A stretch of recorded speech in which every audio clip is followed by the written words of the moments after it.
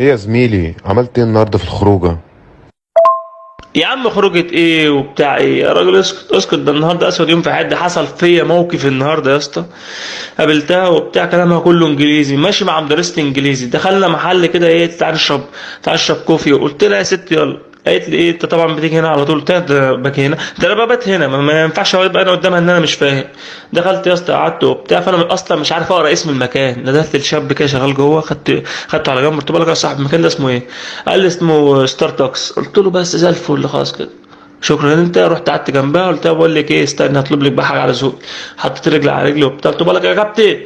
قال لهم رفنتوا لي اتنين ستار تاكسي هنا. يا اسطى البت ماتت من الضحك، والواد مات من الضحك، والناس اللي قاعده ماتوا من الضحك، كله مات من الضحك والحمد لله عملت لي بلوك على كل حاجه. يخرب بيت فقرك والله يا اسطى، هتموتني ده. يخرب بيتك.